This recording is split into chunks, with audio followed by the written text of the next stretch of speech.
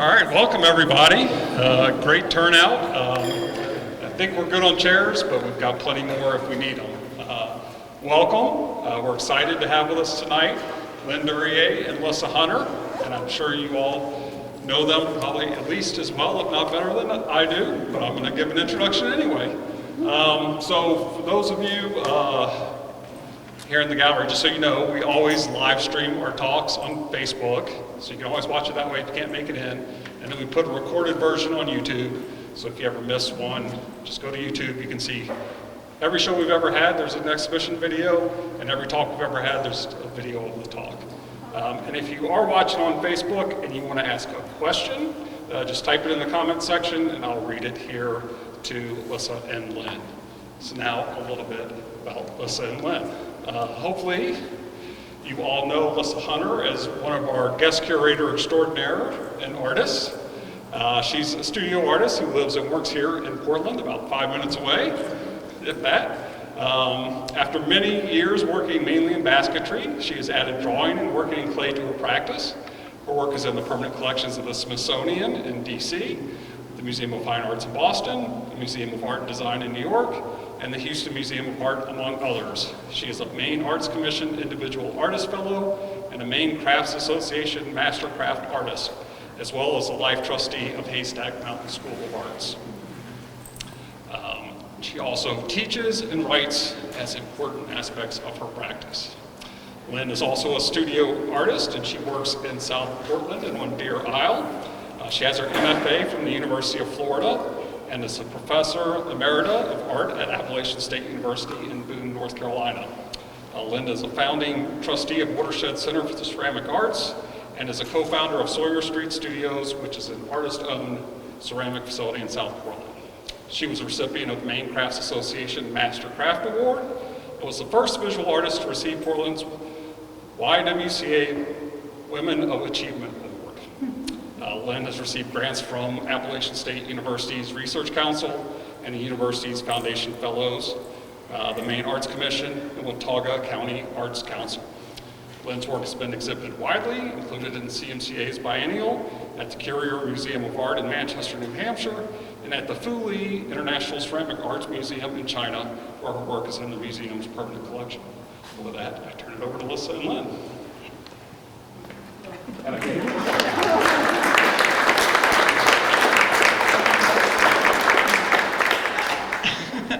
How are you this evening? I'm going to practice with it. Can everybody hear me? Okay, sure. Okay, it's on. Okay. Well, it's wonderful to see so many people here. This is great. Closer to your mouth. Closer to my mouth. You might Okay, tap Thank you. it and see if it's working. Okay. Yay. Okay. It's wonderful to see so many people here tonight.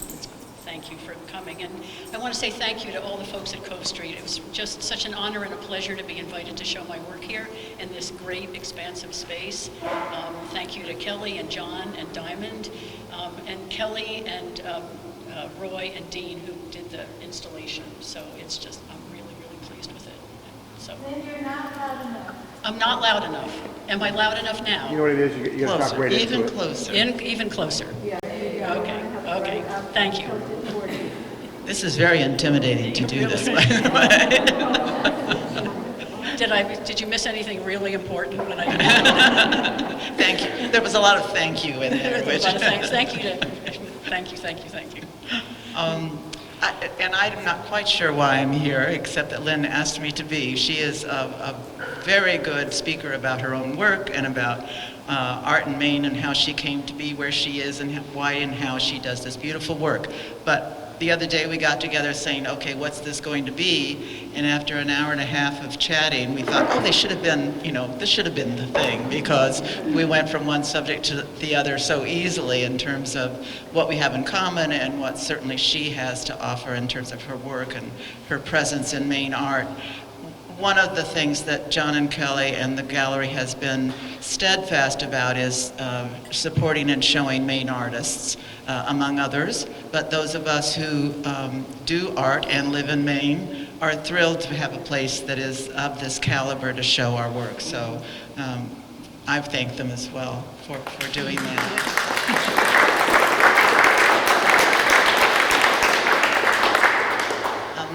Lynn and I have known each other a long time. Do you happen to remember how we met? I don't. I don't either. It's been that long. Yeah.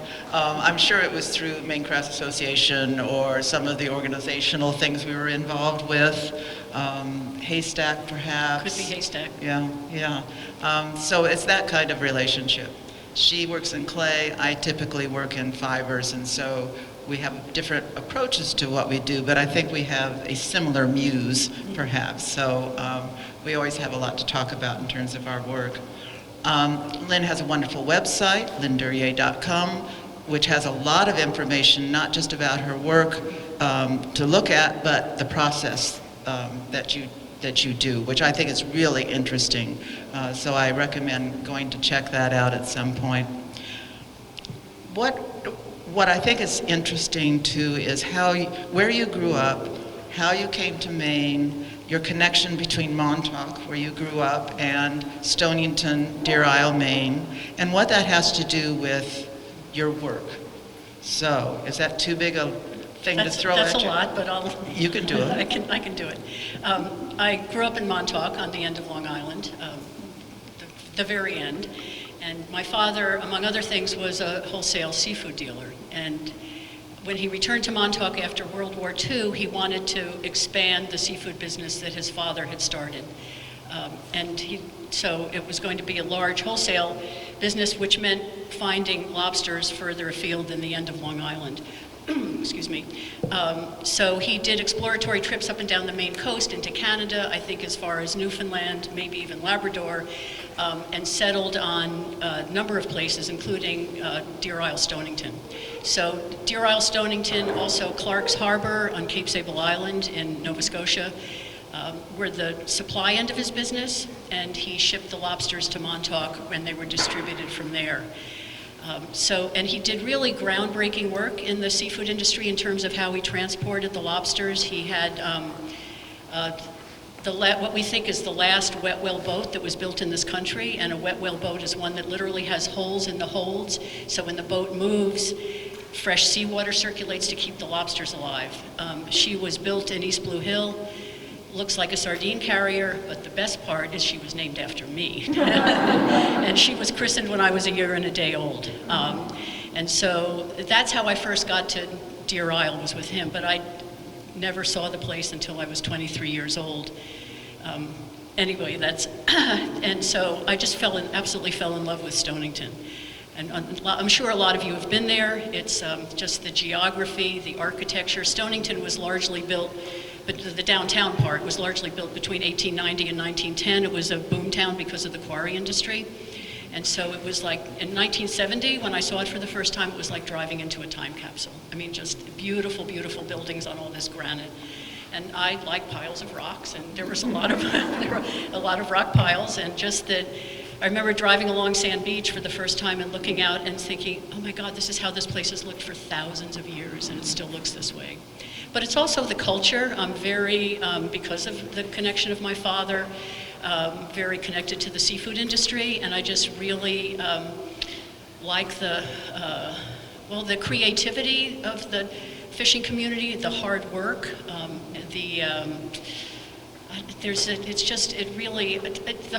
everything about it really suited me. And I found out about Haystack. At that point, I was very much a beginning potter.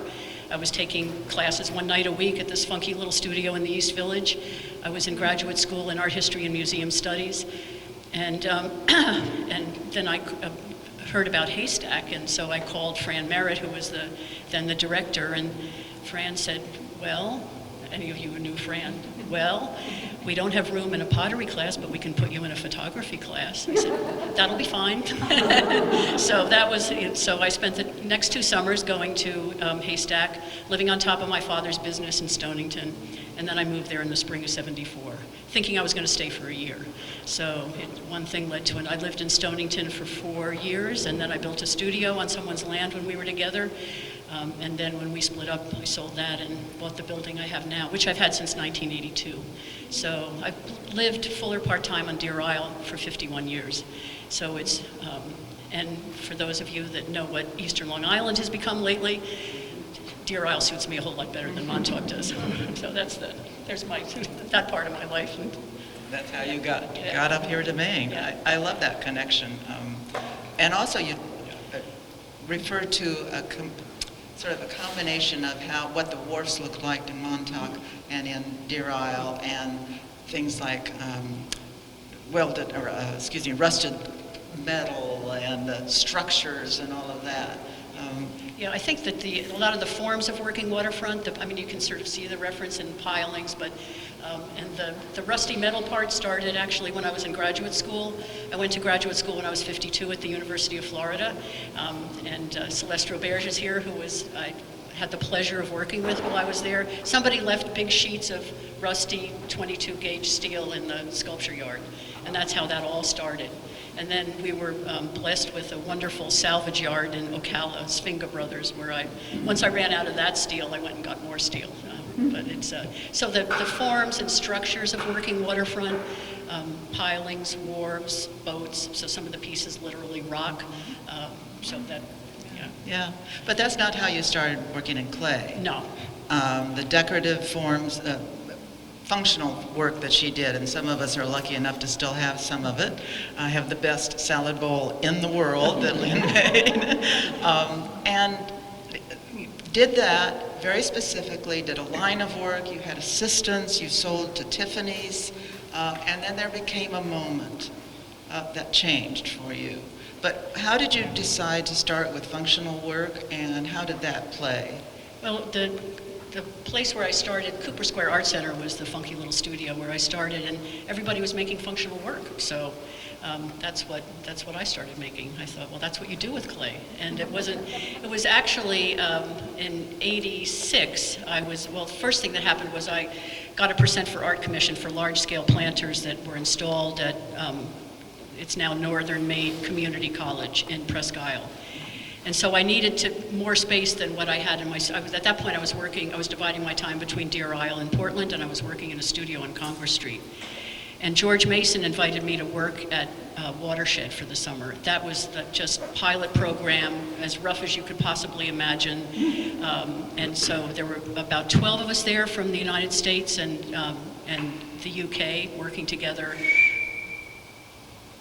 I don't know where that came from. And so it was being around, and a lot of the people who were at Watershed that summer were academically trained. And I thought, there's another way to do this. I mean, it sort of opened the door, and that's when I started thinking about the possibility of graduate school. But this is '86, '87. And so at that point, I did have a production line. It was low fire, very colorful work. The work that Tiffany's bought for about 3 or 4 years it had very precise geometric patterns painted on it. I called them the quilt series. And and then I sort of burned out on that, and I did have it. I had 5 people working for me when I stopped doing it, between helping to throw, helping to decorate, doing the shipping, and I just kind of reached the end of it. At that point, by that time we had bought Sawyer Street Studios in South Portland, and I thought, okay, I either expand this business and move it out of the studio, or I stop doing it.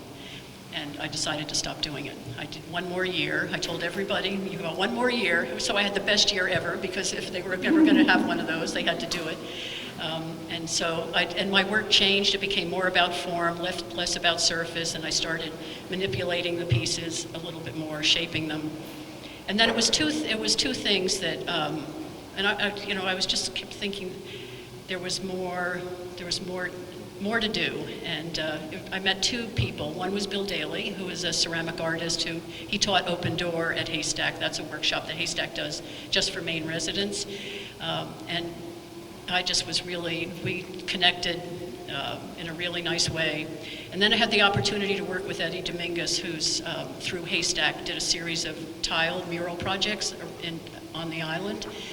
And I just thought, these people work from the core of who they are, and I'm not there yet.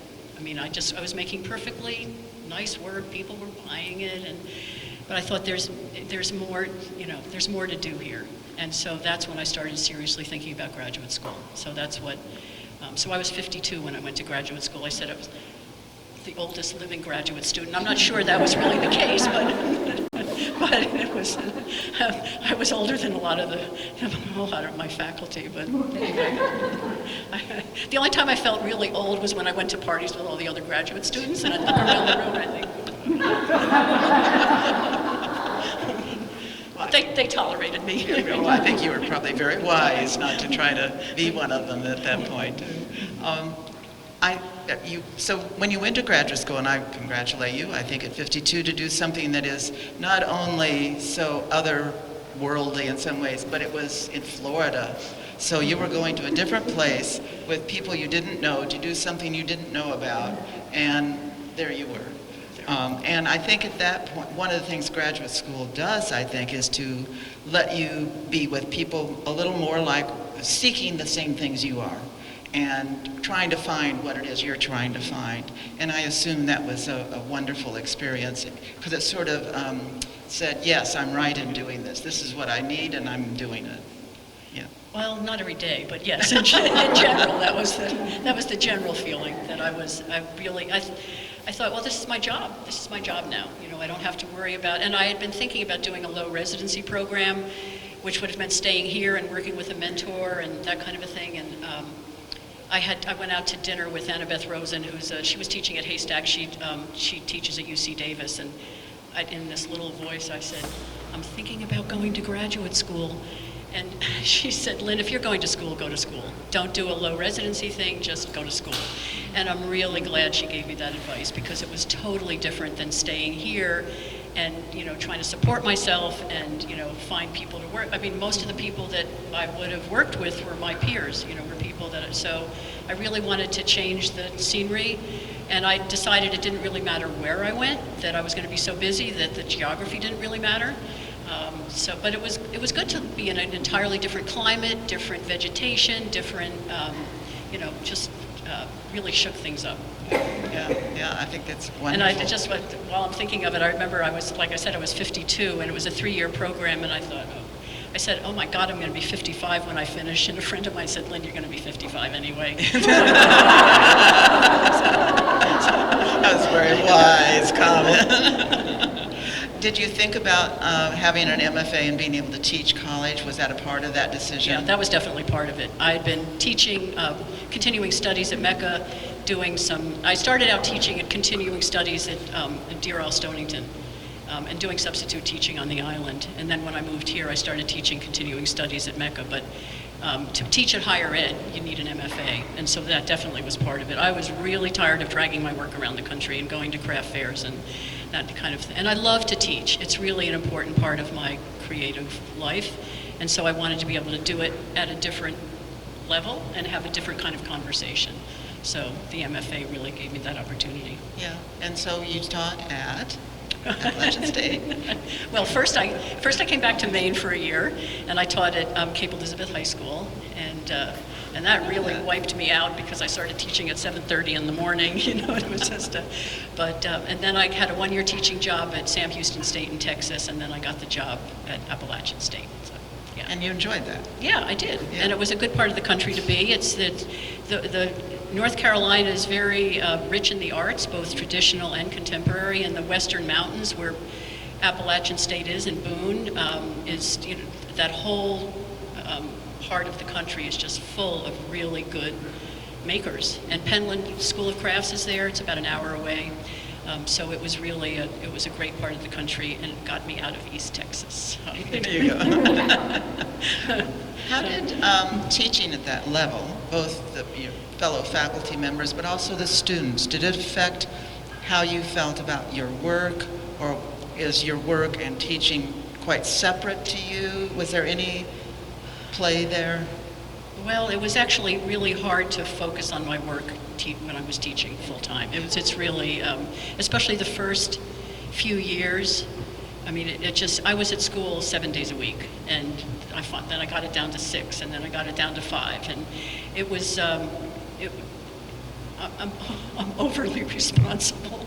I mean, Bill Daly came as a visiting artist to Appalachian while I was there, and when he went home, he called me. He said, Lynn, your sense of responsibility is perverse.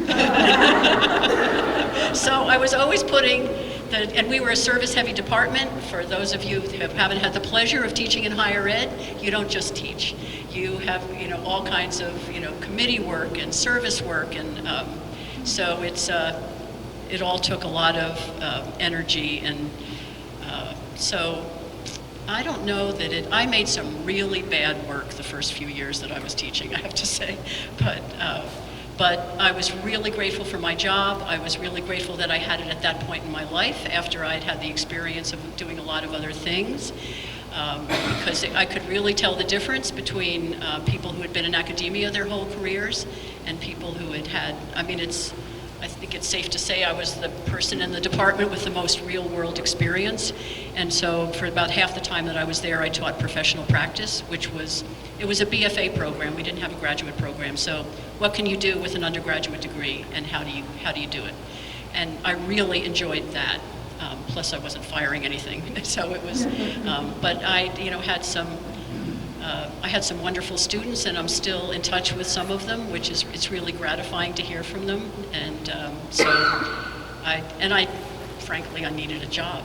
It was just, I lived on federal loan money and my credit card when I was in graduate school, so had to do something to take care of all of that. But yeah. And those of you who have taught taught in colleges, universities, the first year of teaching at that level is the worst year of one's life. You doubt everything. You're sure everybody else has done it better. You're sure that the students are smarter than you are. You're sure that, so you don't have to be, uber responsible for that to kick in. So I have great sympathy for that. You do photography too. You take pictures. Yeah. And you see it as its own art form, but also it becomes information for what you do. Did you do photography before you started doing the more architectural forms, or was that a part of it? That was. So my book here has some of my photographs in the back, and they are for sale here. I'll say a little plug for the books. I've been taking photographs, particularly when I travel, for quite a while. And what I realized was a lot of the things that I was drawn to and attracted to surfaced in my work years later. It wasn't that and it had to do with surfaces, it had to do with forms, kind of different ideas about materials, and it wasn't, so it was interesting to see the connection, because it wasn't, I didn't necessarily think when I was taking photographs, I'm going to use this thing in my work, but I could see that the things that I cared about, that I was drawn to, were there years later. Aren't you kind of glad that we didn't have phones to take? We would have 7 zillion pictures on the phones that you never would see again. Whereas I think when you took photographs, you decided which ones to print or whatever, there was a much more selective, and you see them differently. You see those photographs differently because you're assessing them and deciding how to use them. So, Yeah, it was slides that then some of them I printed, and Nice. They're beautiful too. So you decided then to retire from teaching, and you came back to Maine full-time. I did. Was there a moment when you said maybe this, that, or whatever? It was just like that was the plan, and you came back. Okay. In fact, I thought I was going to graduate school, and then I was coming back. And then I realized, for a variety of reasons, there wasn't a teaching job for me here. That was part of it. So you kind of have to go where the teaching job is. But Maine is home. I just have this visceral connection, particularly to Deer Isle. And like I said, I've been living there full or part-time for 51 years, and a lot of my friends are friends from my early days there. So now it's it's them and it's their kids, and not that many of them have grandkids yet, but so it's just, I've always imagined myself in relationship to Maine and to Deer Isle. It's like there's a string that connects me. So I never thought about living anyplace else, and I'm certainly not going back to Eastern Long Island, other than to see my family. Indeed. And you are here part of the year in Portland, South Portland. Yeah. So there is that connection back and forth too. And you have your studio at Sawyer Street Studios. I do. And you've had that 30 years? We bought that in '88, whatever that math is on that. But 37. This is one of the most intelligent artist decision I've ever heard of in my life. And everybody, when they did it, and I didn't know you as well then, but I thought, what are they thinking? It was an old pizza. It had a big pizza slice on the top of the building sign kind of thing. I mean, it was, but it has been brilliant, I think, for all of you. For the 5 bought it? 4 of us put 4. it together, yeah. Okay. It was Sharon Townsend, Abby Huntoon, Marion Baker, and myself. And so the 4th position has changed 3 times. Marion Baker sold her shares to, we're equal partners in a subchapter S corporation is how it's structured. She sold her shares to somebody else, Nancy Reed, who then sold her shares to Louise Bilodeau. So that's the 4 of us. And then we have rental space, so we have room for 4 tenants. And Louise has a shop there. And it's in Ferry Village, and it's worked out really, really well. We wanted secure studio space. And we initially started looking, it was actually Paul Heroux, Sharon Townsend, and myself. I was still living on Deer Isle, Sharon was out in North Gorham, Paul was in New Gloucester, and we looked seriously, we just couldn't find anything. And then Paul was teaching at Bates, and they built a new ceramic studio, so he decided that was going to work for him. And then, but yeah, we bought it together in '88, and it's worked out really, really well. I think too, it would be, one of the things about ceramics is that it tends to be communal. You do a lot of work of loading kilns, or you have to have everybody make work to fill the kiln and that kind of thing. So there's a physical reality about it that was so well suited to that, Right. and kept people involved. But I think probably that community was a much larger part of your life than just being able to load a kiln together. I mean, we never could have, it would have been really difficult for any one of us to do that on our own, in terms of buying something, and it is equipment heavy. Yeah. It's fun too. The pizza slice is gone The though. pizza, well, it's on the side of the shed now. Oh, well. We were afraid it was going to go flying off in a storm and hit somebody, so we took it down. Also, in this, after having started with George Mason at Watershed for one summer, before it was really Watershed, Yeah. in a way. I mean, it was an active brick factory in the 1970s, and it was Watershed Brick Company, so it was Watershed, it just was about to have a new life. And Watershed Center for the Ceramic Arts, which is a residency program in, I can remember what name the town is. Well, it actually straddles the town line between Edgecombe and Newcastle. Thank you. So, And it's close. a magnificent organization which has grown and grown, and the director for a very long time is here. Right there, next to the current director, There. Fran Rudolph, is right. No, hi, David. And David East Yeah. here. It's another one of those things, Lynn seems to do this. Hey kids, let's put on a show. You know, that just people said this would be cool, and this facility, which was not at all amenable to how it was used in many ways, it was a factory, but they took it over and made it into this international program for ceramic artists. And it was, for me, I think it is one of the first really intelligent kind of residency programs. Residencies now are everywhere, I think. There are so many residency programs which are essential, and I'm thrilled that there are. But Watershed did it right, because they not only, they had a combination of people who would come in and be the leader of a group for a residency. I may have this wrong, but it was not just come, work, leave.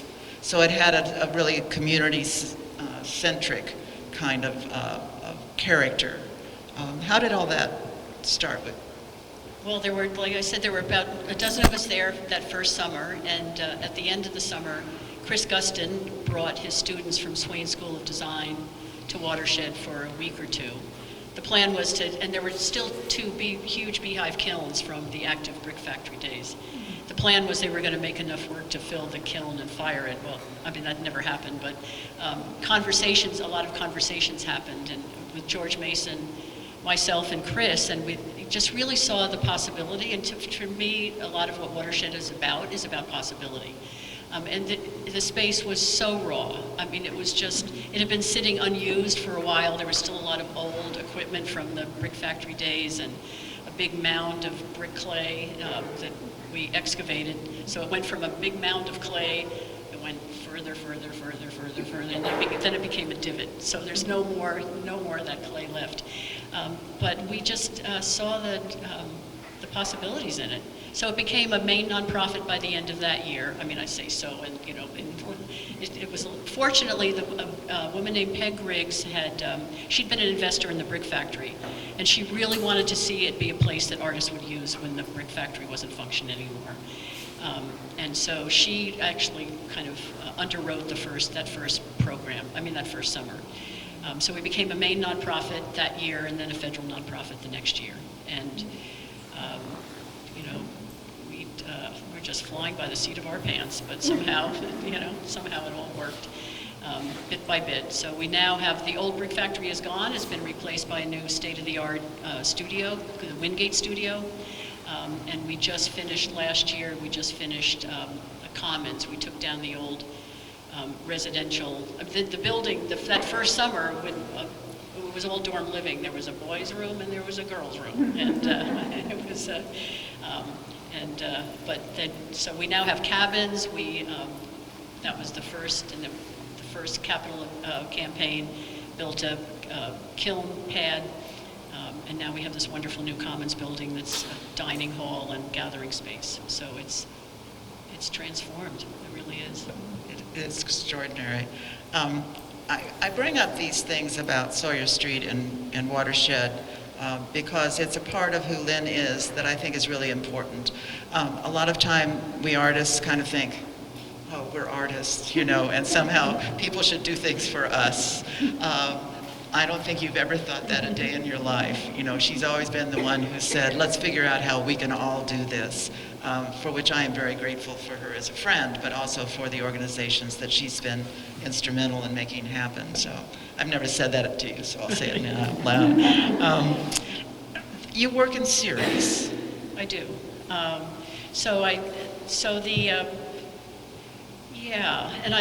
So people often ask me, what it is that I think about, what it is that I look at when, in terms of the inspiration for my work, and it has to do with structures of all kinds, and it's from everything from abstractions of letters of the alphabet to large-scale machinery. I talked about the forms of working waterfront.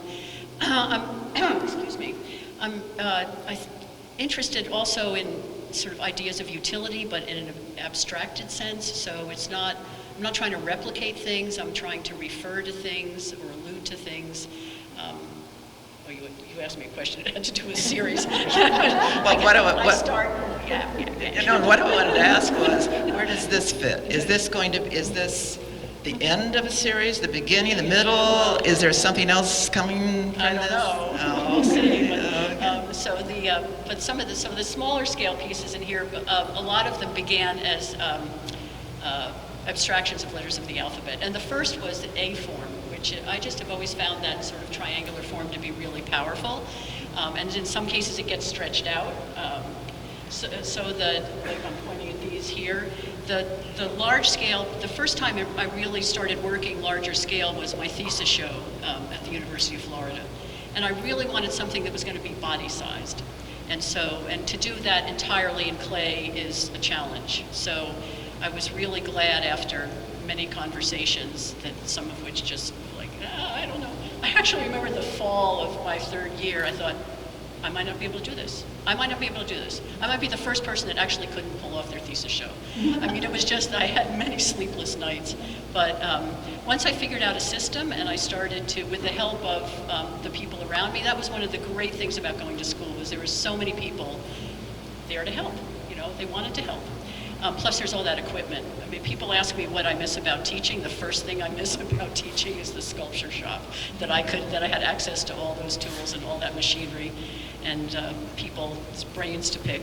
But anyway, it was, so I came up with this idea of the steel columns and the clay tops. So that's what's in and those are integrated pieces. I don't think of the metal column as being a pedestal for the clay top. It's the whole piece.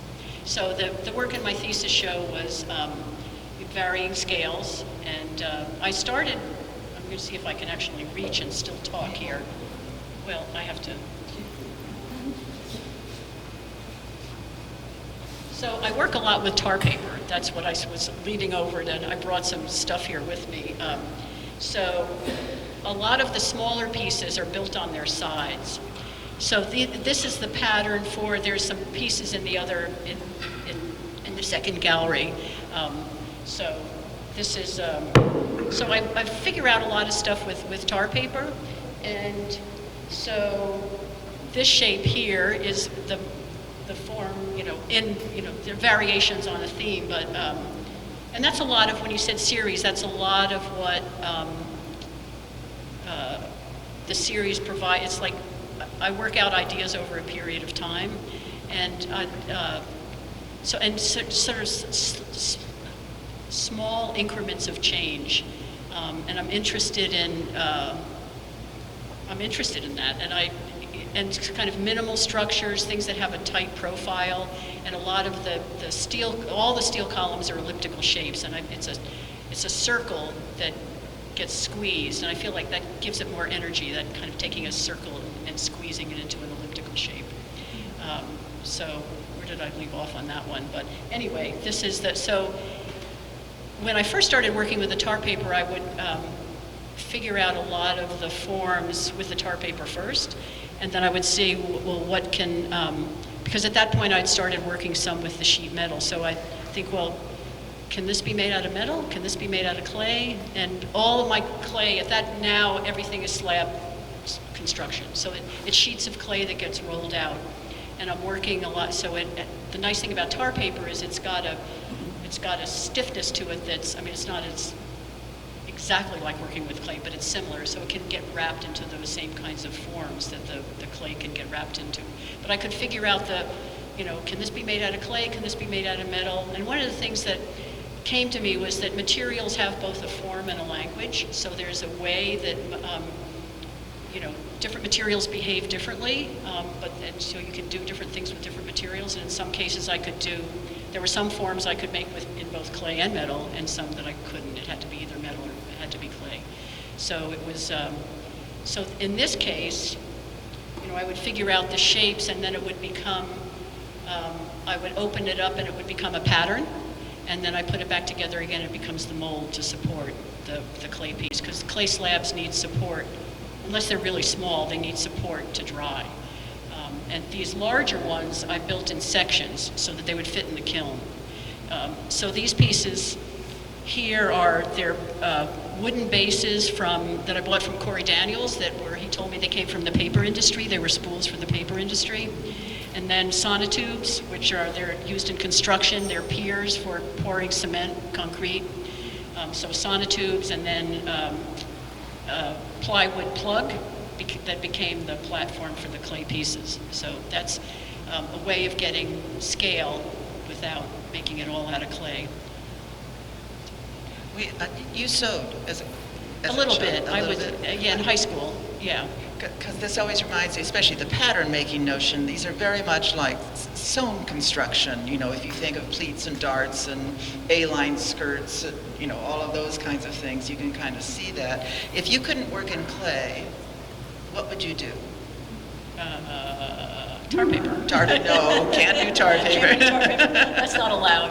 I don't know. I did do some sewing. The only math I ever liked and was any good at was geometry, which is, you could sort of see or understand. But I don't know. I'd have to think about that. Well, the reason I ask is a friend who is, all her artistic life did knotted forms using wax linen and very strong knotted forms and sculptural pieces. And she got to where she's in her 90s now. Her hands couldn't do it. And so now she's doing stitchery. She's doing embroidered pieces, very tough political pieces. But she said, I have to do something. I have to do something. And so she found the thing that she could do. But it got me thinking about what would I do? Yeah. I don't know. Yeah, I don't know either. I'd have to. Yeah. I know in the first sculpture class that I took, we worked with different materials. The first thing that we had to do was make our own fiber, and I built a tower out of duct tape. That was really tall. Which I love. Duct tape not being too far removed from it. Right, yeah. Yeah.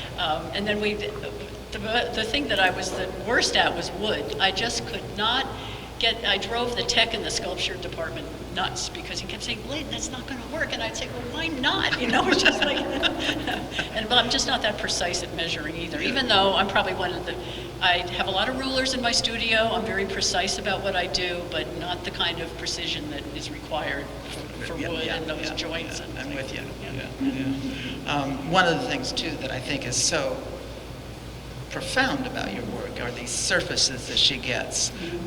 If you've done any ceramics at all, you know that it's all chemistry. You know, it's all about temperature and what chemicals get put together and what pieces are next to each other in the kiln and all sorts of things that are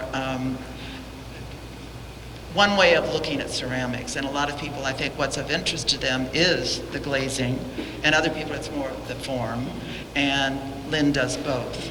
But you do something different with your glazes, and then you work with them afterwards in a way. Is that right? Yeah, both those things are true, yeah. You got it. Tell us a little bit about that. So all of my glazes are layered.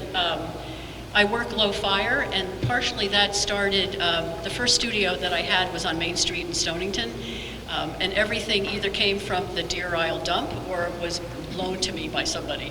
So I borrowed an electric kiln from a potter named Charlie Hance, who I'd been working with, and so it had to be, I just decided at that point it was going to be low fire, and I was really interested in a lot of color, and a colorful palette really is more easily attained at low fire.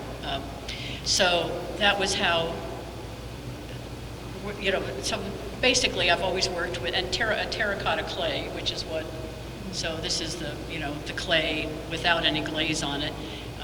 It's kind of rich in iron, and so one of the things about low fire glazes by themselves, they tend to be kind of flat and not that interesting. They don't have that much depth, and so I do a lot of layering. So it's either 2, 3 glazes on one surface, or a glaze over something called a slip. It's a liquid colored clay that gets painted on. So that makes for depth, and so that's what one of these, so what we're looking at is different variations of a glaze over different slips. And so what I do when I'm testing a new glaze is I test it by itself and I see what it looks like. Then I make one of these plates, and then I decide, you know, which of those overlaps really has potential. And then the ones that I really like and I know I'm going to use, I make these individual tiles. And that's so that I can hold them next to the piece. And how the colors work next to each other is really important. So I want to be able to hold this test tile next to that test tile and see, but also how is the light going to hit it if it's this way, or the light's going to hit it if it's that way. So that's where a lot of the variation comes from. And I spray most of my glazes, almost all of them, except the ones that are too gritty to go through a sprayer. Those get either brushed or rolled on. So How many test tiles do you have? a lot. The person I worked next to in grad school told me I couldn't make any more test tiles, and when he went home for dinner, I made more test tiles. But it's, you know, it's it was worth it in the end. But Yeah, totally. Yeah. So a lot of times, and I'm not clever in the way of formulating whole new glazes, but clever in the way of adjusting colors. So I would find a base glaze that I like the character of. So this one that's on the plate, for instance, it's formulated so that it peels and curls up beads, which I love. I love being able to, I like peeling paint, I like rust, I like being able to see one layer, you know, through one layer to another.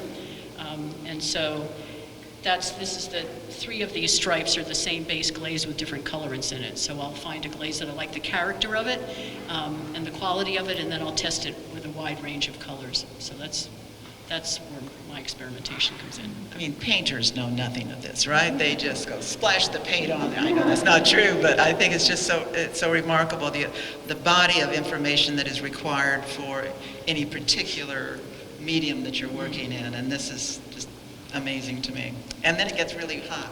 and then, you have to wait for it. Yes, yeah, you have to be very, it's tedious. Yeah. It takes me a long time to figure out what I'm going to put on the pieces, and then it takes just as long practically to put it on the pieces, yeah. So, yeah, it's a lot of... When we were talking the other day, we talked about turning points and how important individual, unexpected, momentary kinds of connections created a path we weren't expecting at all. It might be a person, it might be whatever it is. What would you say were a couple of the turning points that were essential to who you are and what you're doing now? Well, I remember saying that some of the decisions, some of the turning points have been intentional, things that I really thought about, like thinking about graduate school and deciding to do that. And then sometimes things just kind of happen and it kind of takes me off in another direction. I'm trying to think of an example. I mean, I can think of a small example. Somebody came as a visiting artist at the University of Florida, and I had all these tar paper forms on my work table. He said, "I feel like you're trying to write your own language, you're making your own alphabet." I was like, yes. It was just like, and so that was, it's just, you just don't know when you're going to have a conversation. But going to Deer Isle, I mean, for the first time, and that was a big one. And I'll tell everybody the story about why that happened, because 3 days prior, I had called off my wedding 3.5 hours before the ceremony, and my parents were determined to take me someplace. And I kept saying, no, I'm fine. I'll go back to the city. I'm fine. And they said, no, and my father had an airplane, and we were going to go to Nantucket or Martha's Vineyard, and the weather was bad, and we went to Stonington instead. So you just, as Chris Guston said, you mean if the weather had been different, if the weather had been good, then my life might be different. You don't know, but I probably would have found out about Haystack eventually. But not in that way. Yeah, not in that way. Yeah, I'm really glad that was my first connection to Deer Isle, because Yeah, that's amazing. I knew about the wedding thing, but... It was long enough ago. Yeah, right. Okay, well, I think we've covered a lot. We've covered a lot. Want to give people a chance to... Yeah, I have one more question for Okay. you, and then we'll open it up to your questions. This is your life's work, and it has developed over time. What would you say to someone who was 20 or 52 or whatever about doing what you do? Is there any advice, or I know that's such a horrible question, but I think it's valid. You have things to say. Well, I think it's, in the professional practice class, that would sometimes come up, and I think it was just so important just to keep putting one foot in front of the other, basically. Just keep suiting up and showing up. I mean, and sometimes it goes easily, and sometimes it doesn't, and that's kind of cursory in a way, but often it's like cliches are cliches because they're so true, and everybody agrees on them. So I think you're right. But it's just and I mean, I feel very fortunate, I'll say. I mean, I look back on all these years of working with a material that I mostly love. I remember one night at dinner, I had gone out to dinner by myself, and I thought, oh, the clay isn't out to get me. I mean, it's just like, it can be so challenging. Somebody who worked for me when I had the production business, she was a graphic designer, and I don't want to hold this the wrong way, trained her to do the painting on the quilt series. And she said about clay, she said, oh, things can screw up at any point, can't they? And it's pretty much the case. I mean, it can be the construction, it can be the glazing, it can be the kiln. I mean, so you have to have a high level of frustration. Am I saying that correctly? But yeah, if you're easily frustrated, clay is not the material for you. So, yeah. Well, I would love to have you ask some questions that you have for Lynn. Anybody? Oh, no. Excuse me, that's my husband. I don't need that. I don't way too loud. Okay. So, kind of a nerdy question. It's not inspiring, but I just had to ask it. So you've got hundreds of these test tiles, right? I'm not sure it's hundreds, but it's a Well, lot. lots of them. So do you have them labeled on the back with some kind of Dewey Decimal thing? No, it says, this says tan Vardas over carbon. Okay. So it's the two, so I write, right on the back what the glaze combinations are, otherwise I would never, ever remember, so that's what's on the back of it. Okay. And Thank then you. initially, I started also writing the temperature that I was firing to, but now I fire to the same temperature all the time, so it doesn't matter. Yeah, so I know and it's very precise, because if my glazes get too hot, they get shiny, and I'm not interested in shiny, so for my work anyway. Alrighty, so one other question, which is about your work here, which is wonderful. I noticed in the other room, there are a couple of things, a rock number 8 and a rock number 9, and I'm kind of my wife will tell you, I'm kind of a cozy guy. You're kind of a what? A cozy, Uh-huh. like, intimate, well, maybe. But, but these are placed together, and so I'm just wondering, and they look so good together, when you define or create your work, are you thinking that this piece would go great with this next piece I'm going to do, or are they all independent? Well, it's the series, so I don't, and this is this is the pattern that started those rock shapes. So so they get built on their sides, so there's a slab, there's 2 slabs in this shape, and then I build the walls, and then the bottom goes on it, and then I cut into it. It makes the insert. But it's more just seeing so I have these in all different sizes, but it's the same shape.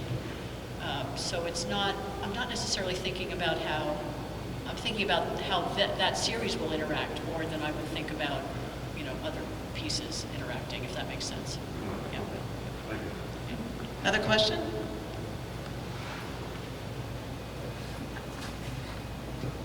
Thank you, Lynn. I loved hearing about your process and techniques and tar paper and sonotubes.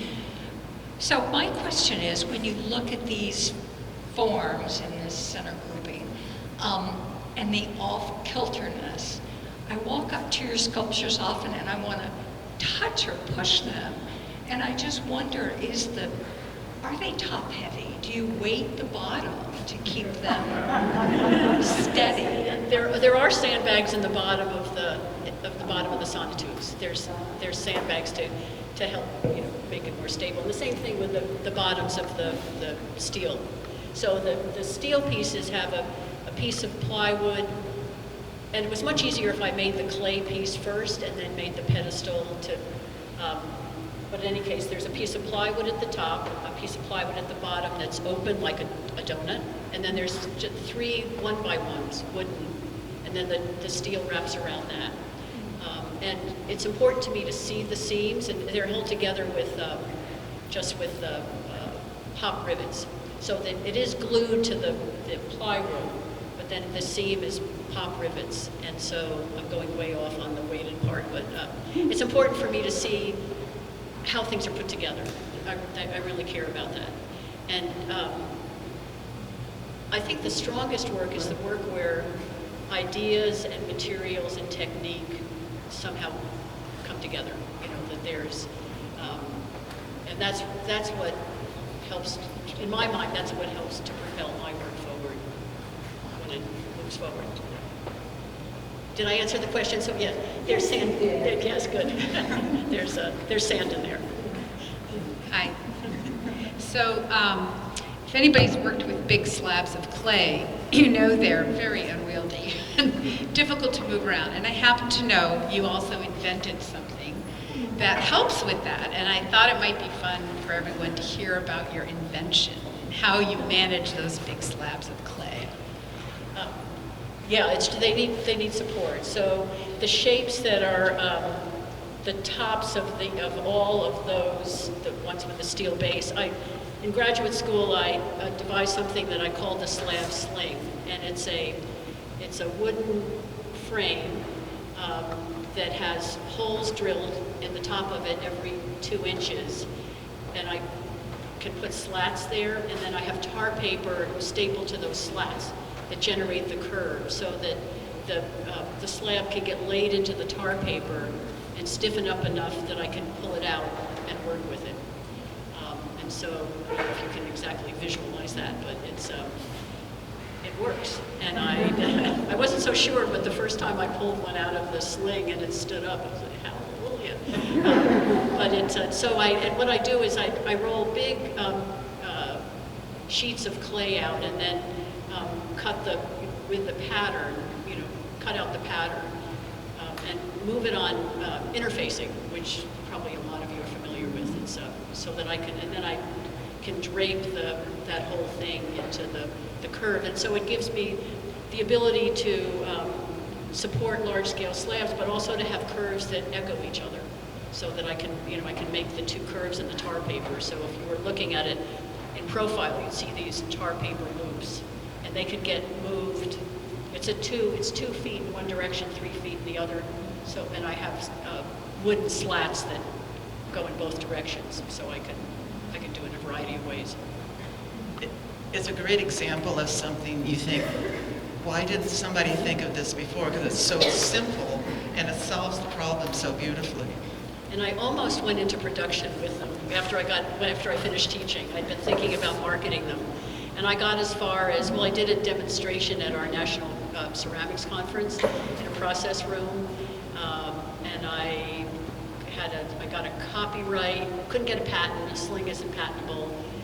I had people make prototypes, I thought about, and then my headache, I just like, oh, Lynn, what are you doing? I mean, it's just like, and I knew what it took to run a business. I thought, I don't want to do that again. I just want to be in my studio. So anyway, but I use mine.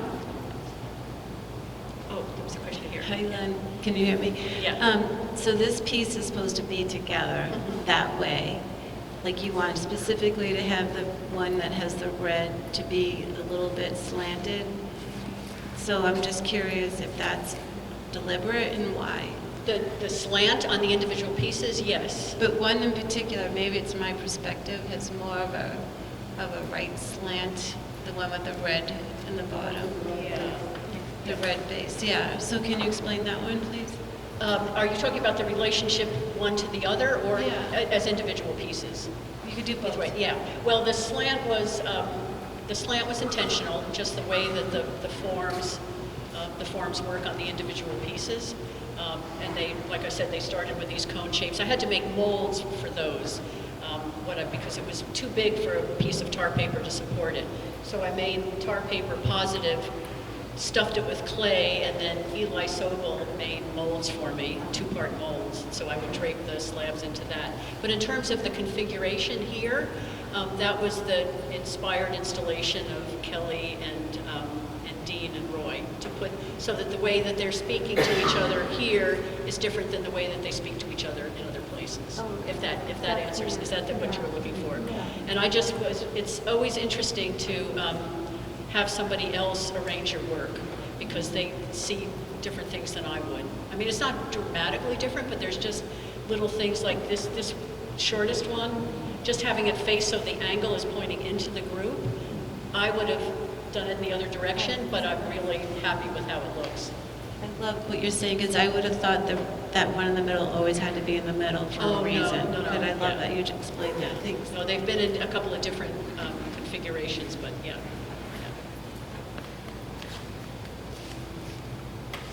Lynn, you have me worried. About? And then, well, I'll explain. I work with encaustic and tar paper. And I heard you say you don't use tar paper. And is there any reason why that would be a problem if I was using tar paper? No, I use tar paper all the time. Yeah, but I mean in a piece, actually, in a... Oh, no, there's no reason. Oh, yeah, good. yeah. Oh, would you say... No, good. I have a more big picture question. As an inspiring artist, I hear you talking about these series that you do, and I can just imagine this burst of inspiration that just takes you months, and then you kind of go into, maybe it slows down, but then you also talk of these watershed moments. Like, when do you draw the line to where it's so tough and you're not getting anywhere?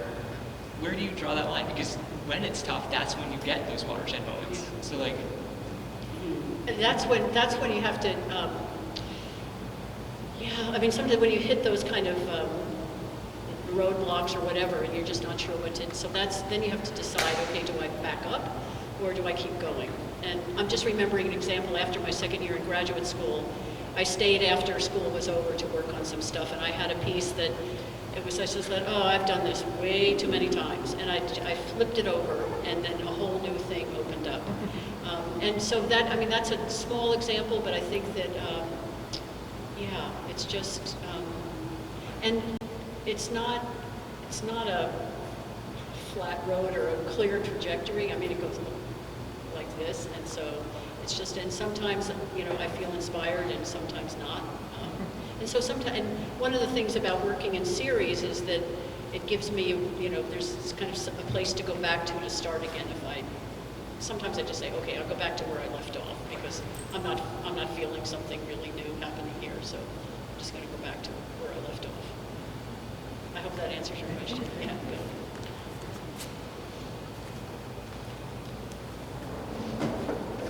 This is a question I've never asked you and been in the studio.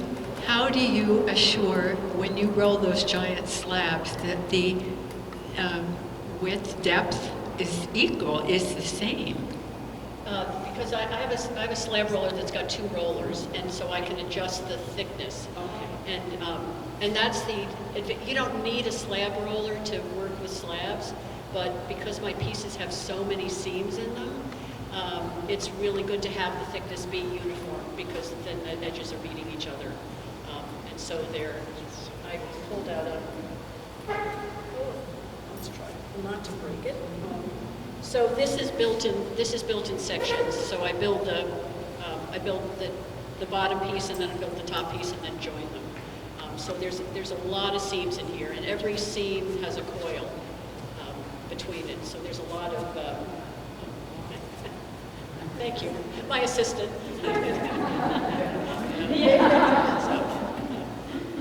So all the pieces that you see that have multiple parts, that there's some in the other room, they're built in sections.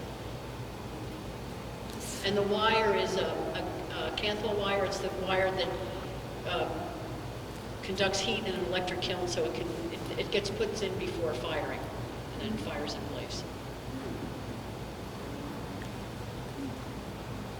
Any other questions? A nifty thing about the work too is what happens at the corners, at the edges where one side meets the other.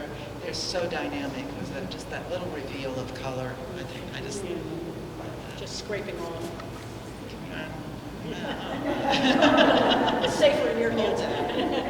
It's safer. I think we have time for another question. If there's a question to be had here. Yeah.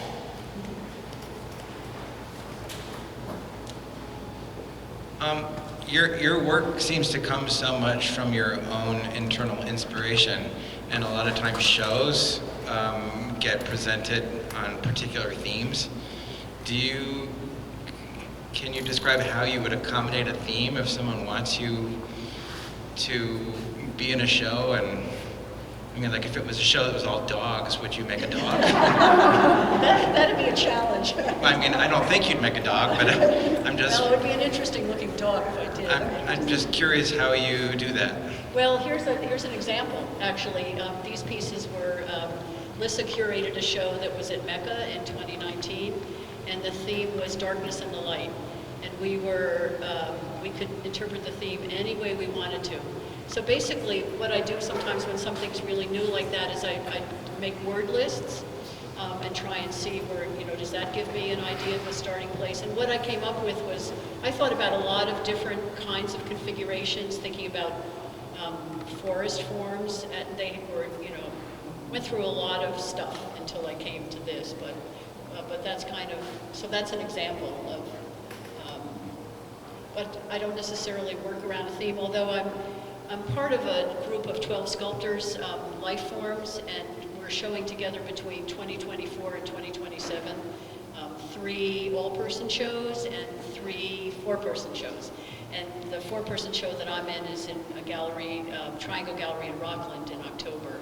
And I've decided that all the work whether it's older work or new pieces that I'm making, are all going to be somehow related to working waterfront. And I've been doing a kind of deep dive into my father's business and boats, and I wrote an article last November, or was published last November, for Maine Boats, Homes, and Harbors about my father's business and boats.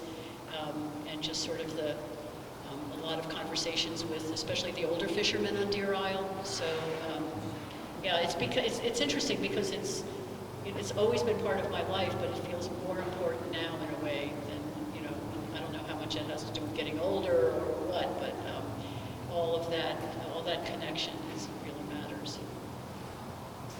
Any other questions? Well, we want to thank you.